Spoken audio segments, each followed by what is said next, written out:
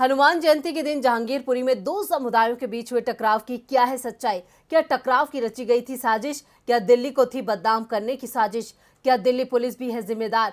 ये वो सवाल हैं जिनके जवाब खोज निकाले हैं फैक्ट फाइंडिंग रिपोर्ट ने। फैक्ट फाइंडिंग टीम ने 3 आधारों पर अपनी रिपोर्ट तैयार की है। तो कौन है इस टकराव का असली मुजरिम? देखते हैं ये रिपोर्ट। 2 साल के भीतर ये दूसरा मौका था जब दिल्ली में दो समुदायों के बीच टकराव हुआ और दिल्ली पुलिस को भी निशाना बनाया गया।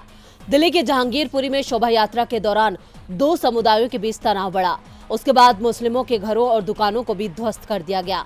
आखिर क्यों दिल्ली में दूसरी बार मुसलमानों को बदनाम किया गया? दिल्ली के जहांगीरपुरी में हनुमान जयंती के दिन हुए टकराव की वजह जानने के लिए GIA यानी ग्रुप ऑफ इंटेलेक्चुअल एक्मेडेशन नाम की संस्था ने एक फैक्ट फाइंडिंग रिपोर्ट तैयार की है। GIA की टीम ने प्रेस वार्ता कर कहा कि पहले ही इस हिंसा की तैयारी की गई थी। इस रिपोर्ट को GIA की टीम ने 3 आधार पर तैयार किया है: ग्राउंड सिचुएशन, टकराव के कारण और हिंसा की चपेट में आए पीड़ित और चश्मदीद। इन तीनों बिंदुओं पर जांच कर रिपोर्ट तैयार की गई।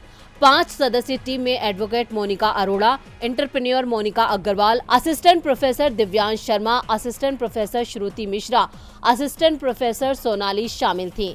फैक्ट फाइंडिंग की टीम ने जो रिपोर्ट तैयार की उसमें बताया गया कि 16 अप्रैल को जहांगीरपुरी में हनुमान जयंती के मौके पर शोभा यात्रा निकाली गई।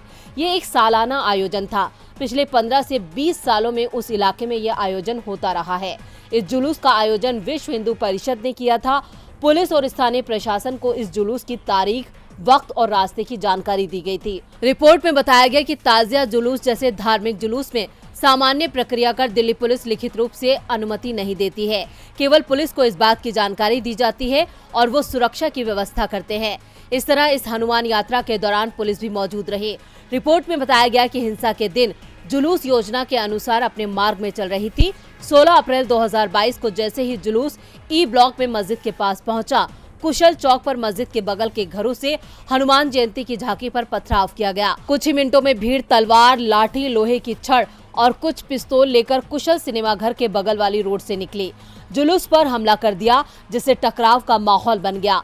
हालात को कंट्रोल कर रही पुलिस पर भी पथराव किया गया। उस पर भी गोलियां चलाई गई। रिपोर्ट के मुताबिक लोकल लोगों ने बताया कि वो भागकर और छिपकर हिंसा से बच पाए थे। कुछ लोगों ने गाड़ियां क्षतिग्रस्त कर दी थी।